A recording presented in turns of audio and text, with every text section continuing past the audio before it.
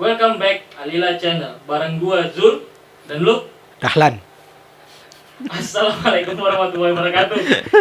Yang gak jawab, insya Allah lu akan jawab biar lu masuk surga. Waalaikumsalam warahmatullahi wabarakatuh. Ya. Nah, kali ini kita mau bahas apa, bro? Amandemen undang-undang yang pastinya, karena itu menarik buat kita menggelitik sedikit nalar-nalar berpikir anak-anak aktivis. Gua gak setuju. Soalnya aktivis sekarang gak kayak aktivis dulu. Masalah setuju dan tidak setujunya itu tergantung suasana hati. Berapa bayaran?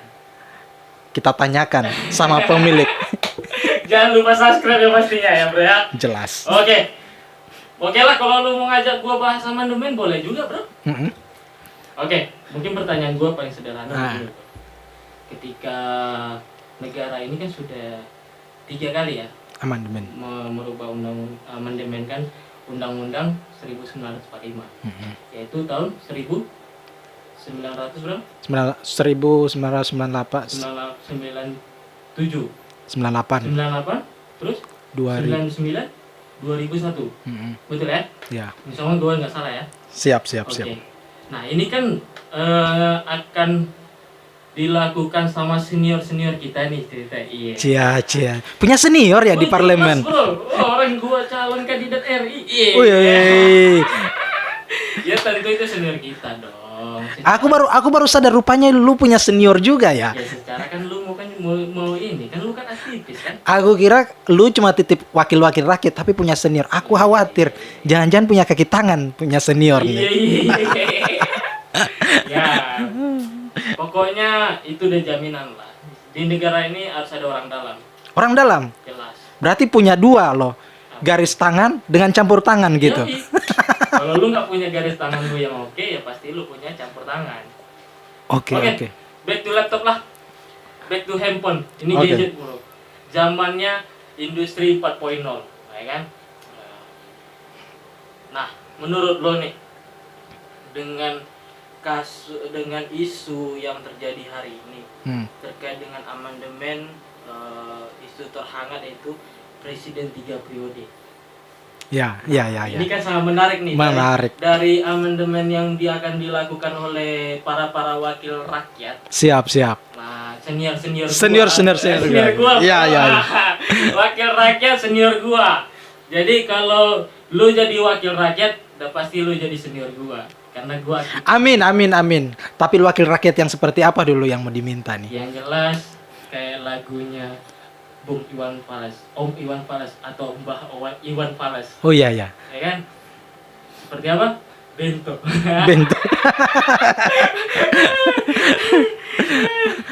Oke, bro. Kira-kira menurut lo nih tentang ya presiden 3 periode gimana menurut lo? Menarik, sebenarnya sangat seksi dibahas di kalangan aktivis. Kita ini di periode Bapak Joko Widodo ya, Presiden Joko Widodo ini, aktivis ini kecolongan 3 revisi undang-undang. Oke, apa tuh? Yang pertama? 2 revisi undang-undang. Pertama, dua. Oke, panitia, boleh nggak gua minta pulpen panitia, pulpen dan buku. Ini kayaknya menarik ini untuk dibahas ini panitia. Yang pertama adalah revisi undang-undang KPK. Tunggu dulu, bro, tunggu. Biar lu lupa, makanya gua suruh tahan. Tunggu dulu. Oke, revisi Undang-undang KPK, dan kedua adalah Undang-undang Omnibus Law. Nah, yang ketiga yang sementara digarap adalah amandemen Undang-Undang 1945 yang keempat yang mau digarap. Di dalamnya sebenarnya tidak mengarah pada perencanaan 3 periode Presiden Joko Widodo, tapi isu ini kemudian bergulir dan menjadi hangat dan seksi. Nah, kita ketahui bersama bahwa di masa pemerintahan Jokowi saat ini, Pak Delo itu, Pak D ya. Ya, karena orang mana? Orang Solo atau orang mana? Kita ini nggak jauh beda dari rumahnya Pak Jokowi ya. Oh gitu ya. Pak Jokowi di selatan, gua di utara. Oh gitu ya. Ibarat kata kita bertemu di tengah-tengah. Iya. Berarti kalau lu panggil Pak D, aku panggil apa kalau sebagai orang timur ya? Kau panggil opung lah. Opung Batak. Opung Sumatera ya. Sorry. Ya, kau panggil apa gitu? Om Jokowi ya. Kalau style orang timur Om Jokowi. Oh, ya. Om Jokowi. Tak dipidanakan kita panggil Om Jokowi ini untuk lebih akrab dengan suasana rakyat. Ya, gue juga sebenarnya hati-hati, bro.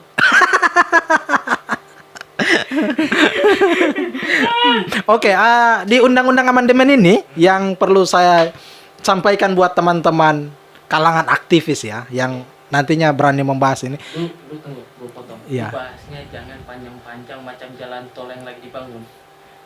Jadi lu bahas singkat, padat, jelas. Pokoknya diperpendek lah. Oh gitu. Seperti dengan membahas amandemen ini, kalau bisa diperpendek dan dipercepat. Oh gitu. Seperti penyelesaian proyek Omnibus Law gitu ya. Itu harus diperpendek dan dipercepat. Aku sih sebenarnya maunya agak diperpanjang seperti jalan tol, karena Pak Jokowi sukses membangun jalan tol kita. Tapi memang di sisi lain proyek-proyek undang-undang itu sangat pendek, padat, dan punya strategi. Yang jelas kan tadi gue bahas pertama di opening kita, 2 ketentuan, garis tangan Dan campur tangan. dan campur tangan. Oke. Itu sudah pasti. Ya, yang menarik dalam isu undang-undang amandemen ini adalah perencanaan presiden 3 periode. Kalau kita lihat dari sisi politiknya, Jokowi hari ini menguasai parlemen. Presiden Joko Widodo menguasai parlemen. Di antaranya adalah hampir semua partai merapat kecuali Demokrat dan PKS. Nah, yang sisanya itu semua hari ini punya Pak Jokowi, bisa dikatakan. Bisa dikatakan begitu ya. Ya. Nah, kemudian apa yang kemudian strategis dalam pembahasan itu? Yang pertama adalah salah satunya kemarin yang saya dengar dari pembahasan ketua MPR kita. Oke. Siapa ketua MPR kita? Ya, Abang Sud. Abang Sud ya.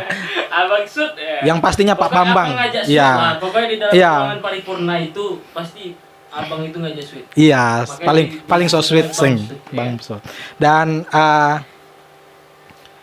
orang tua kami dari timur, Beni Kaharman. Beni Kaharman. Ya, dari Demokrat. Kemarin membahas tentang planning ke depan presiden harus punya perencanaan yang tidak perlu dirubah-rubah oleh calon pemimpin penerus kita. Kita harus punya master plan perencanaan yang baik. Nah, di sisi lain sebenarnya saya kenapa tidak menggelitik bahwa hari ini partai politik kita dan pemimpin kita rata-rata membangun partai politik. Ongkos partai politik cukup besar. Kenapa kita tidak mencoba mengamandemenkan posisi DPD yang hari ini sebagai Dewan Perwakilan Daerah ya, yang diutus perwakilan daerah tapi tidak punya nyali dan taji. Kita ubah coba formasi itu ke tahun 1955.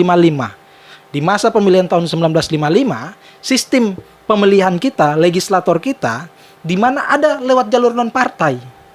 Yang punya kebijakan sama, yang punya suara sama, yang punya kekuatan sama dengan partai politik.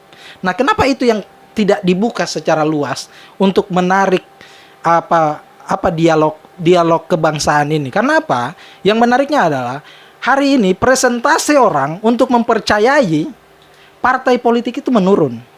Yang hari ini orang melihat bukan lagi partai politiknya, siapa punya partai politik. Yang hari ini masyarakat kita mulai memilih adalah siapa orangnya. Nah, ini yang coba dibangun. Karena apa? Lagi-lagi partai politik hadir di negeri ini hanya menguras APBN negara untuk mengawal kebijakan proyek-proyek besarnya. Ya. Kita lihat semua, hampir semua ketua partai adalah pengusaha. Dan hampir semua pemilik partai adalah pemilik modal. Dan itu yang sementara digarap. Nah, hari ini itu menjadi istana terselubung. Dan demokrasi yang hari ini kita bangun, demokrasi Indonesia yang hari ini kita bangun, demokrasi di luar. Tapi demokrasi dalam partai itu milik siapa pendiri partai, siapa anak partai, dan siapa penerus partai. Nah, ini menjadi menarik ya. Sebenarnya titisan kerajaan itu dari partai. Iya. Titisan kerajaan dari partai. Iya. Terus kalau menurut lo, kan ini kan kalau pemilihan legislatif dan lain-lain nih, coba kita geser ke flashback ya. Iya. ketika lu nyalon, ketika lu mau jadi gitu, kan lu akan hitung berapa lu mengeluarkan biaya. Ketika lu udah hitung mengeluarkan biaya, lu akan jadi berapa persennya atau tidak jadinya gitu. Nah, yang paling pertama kan pasti dikejar adalah untuk membalikan biaya dong.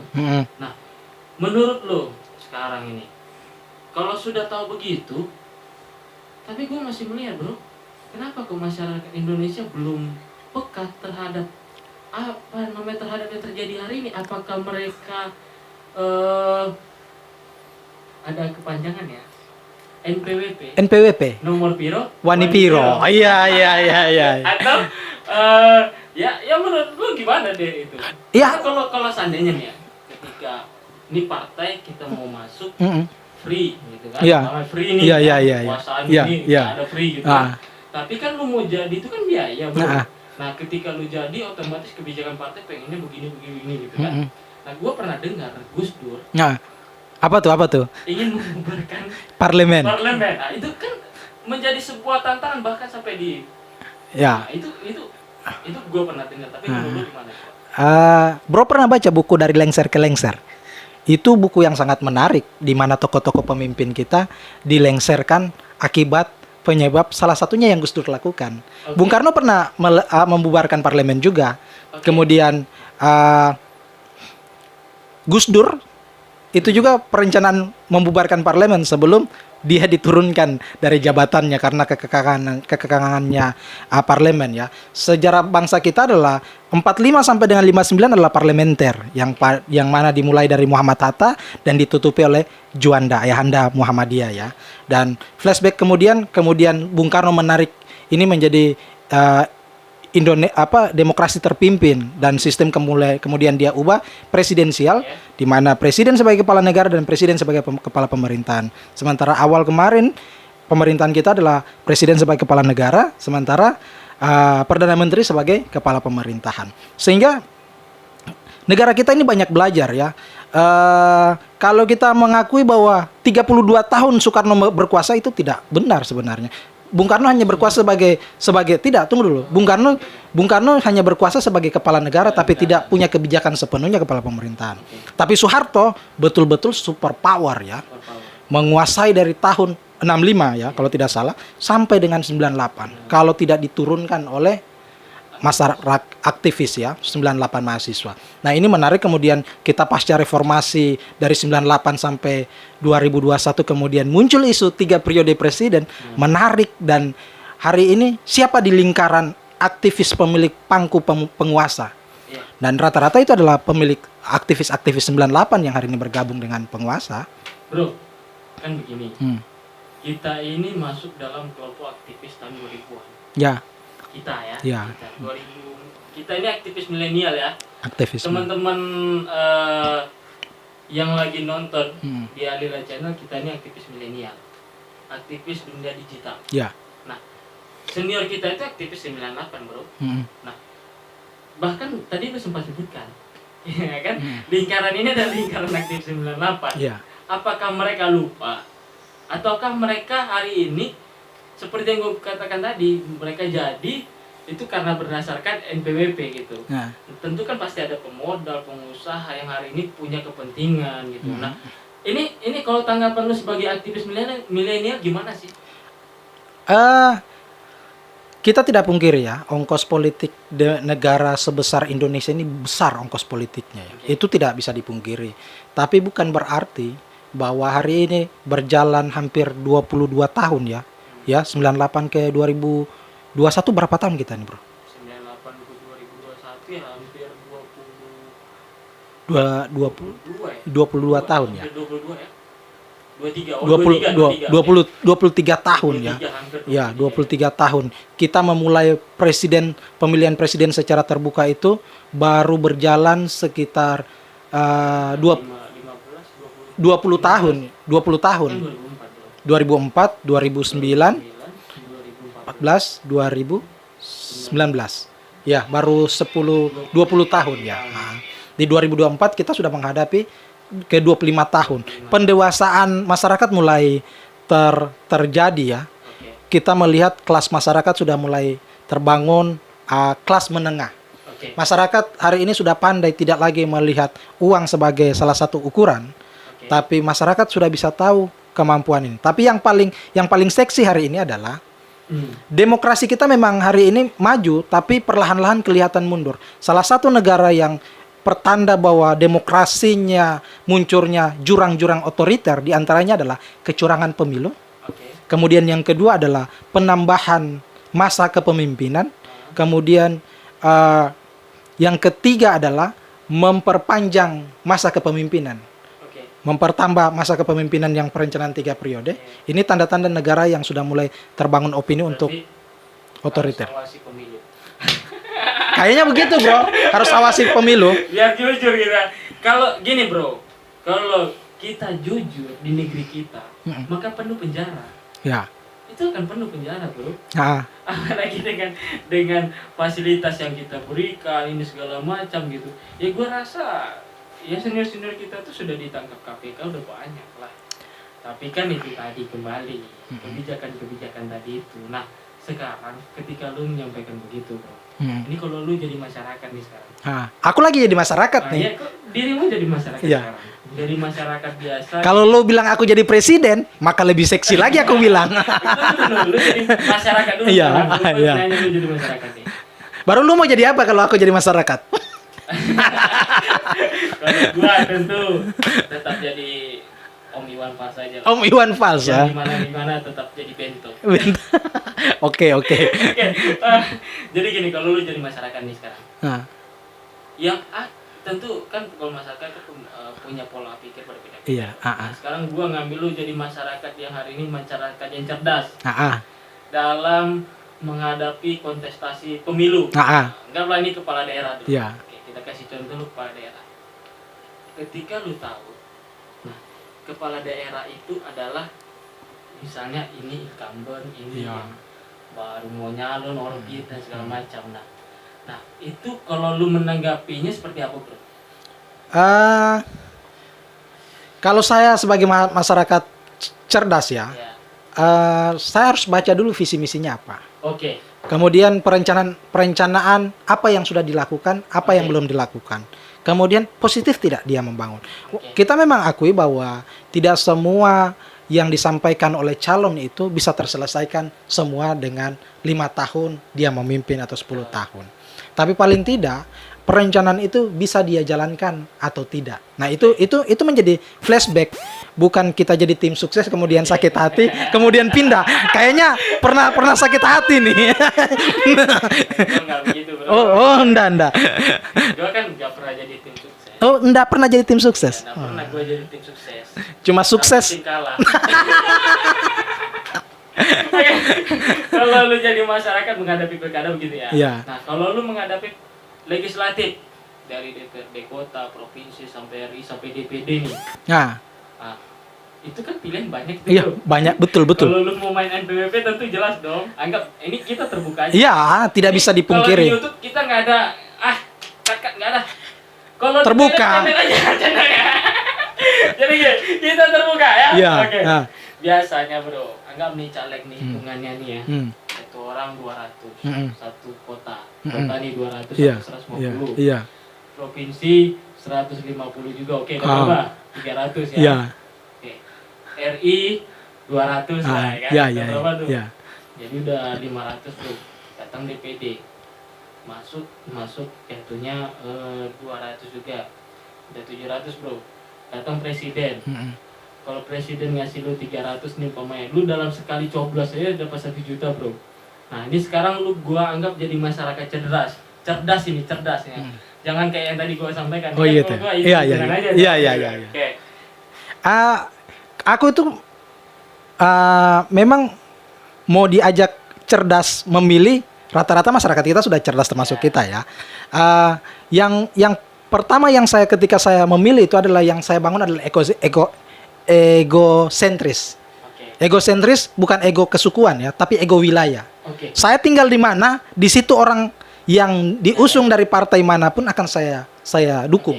Karena itu adalah satu syarat kepentingan akomodir wilayah kampung kita bisa dibangun. Oke. Karena itulah yang pertama yang saya ini adalah egosentris. Apapun kata orang ya, apapun kata orang, apapun ini yang paling saya utamakan adalah ego wilayah.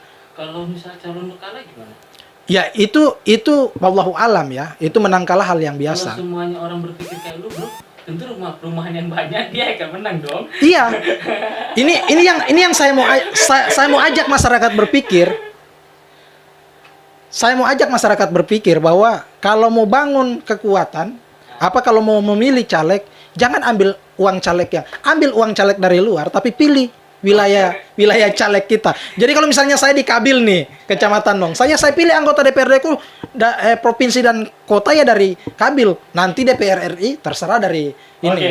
Itu egosentris yang. Berarti gue udah dapat catatan. Ya. Jadi kalau lu pilih presiden, berarti presiden punya ego center dong. Ya. Masa lu pilih presiden dari bangsa? Enggak. Itu legislator ya kalau presiden. Oke, gue cuman guyon. Cuma memang saya menarik yang saya mau ingin sampaikan di amandemen ini yang saya satu minta. Yang pertama adalah mengubah amandemen undang-undang itu. Coba kita usulkan untuk kembali posisi non partai bisa bersuara lantang di DPRD sama dengan DPRD, tapi bukan membatasi ya, tapi paling tidak kalau dibuka itu bisa-bisa kita hilangkan aja DPD dah. Iya kan? Kita gabung di legislator DPRD, kita memperkuat kepemimpinan kan. Kemudian yang kedua adalah coba kita usulkan presiden itu bukan melalui suara terbanyak di wilayah Indonesia, tapi kita menghitung di mana calon presiden itu menang di satu provinsi, kita hitung seperti votingnya Amerika. Jadi kalau misalnya gue menang di Jawa nih, Jawa Timur, hitung 1. Kalau lu menang di Papua, hitung 1. Jadi antara Jawa Timur dan Papua tetap dihitung 1. Karena jumlah penduduknya beda jauh, tapi hitungan votingnya sehingga paling tidak ini membuka ruang buat aku nih, kata Pak Surya Paloh nih. Kuperkenalkan pula lagi Surya Paloh kan. Siapa tahu Pak Surya Paloh dengar, bisa ini karena dia punya pemilik partai. Aku tak sebut partainya apa. Pak Surya Paloh bilang, ini bisa peluang nih, anak timur, kulit hitam, rambut keriting, memimpin Indonesia. Itu yang kita tunggu. Nah, saya minta, siapa tahu bisa diarahkan ke sana untuk amandemen undang-undang. Kalau itu di ini, cukup ini. Tapi saya minta jangan dulu sekarang lah. Kepentingan partai tinggi dan penguasa punya modal tinggi. Mungkin itu. Oke. Bro. Terima kasih banyak bro. Ini diskusi kita sangat menarik tentunya. Ini teman-teman aktivis milenial. Ya kalau gue berpesan bro, jangan tutup mata lah. Tapi gue setuju bro, kalau presiden 3 periode. Wah. Iya, gue termasuk orang yang setuju bro. Punya NPWP ya? Punya dong. Jadi kenapa gue setuju bro? Ya gue melihat hari ini kinerja, ya kan. Kalau gue bergaya dengan Pak Jokowi kan ya. Santun. Saya sudah bekerja dengan baik. Jadi halus bahasanya, tapi gue kalau secara pribadi gue setuju, tapi kalau secara aturan negara tentu kembalikan lagi kepada 2 periode. Oh iya ya, sesuai dengan Undang-Undang Nomor 7 ya. Kita harus cari sosok yang seperti Pak Jokowi dong. Oh iya, yang pasti merakyat, santun. Nah, ini channel ini disupport nanti. Jangan lupa subscribe. Oke. Terima kasih kawan-kawan. Terima kasih. Kita sudahi. Ya, ini menarik. Ya. Besok kita ganti ini lagi lah. Tema. YouTube aja. Oh, akun YouTube. Nanti kayaknya kita ganti akun YouTube aja kita. Yang pastinya di sini tempat lu kritis. Betul. Cuman di sini tempat lu kritis. Yang pastinya begini, di sini tempat bisa bawa enjoy, di sini bisa tempat bawa kritis, dan paling tidak di sini adalah tempat anak muda menantang milenial. Iya. Sekali. Oke. Gua Zul, gue Kasim. kami tutup. Assalamualaikum warahmatullahi wabarakatuh.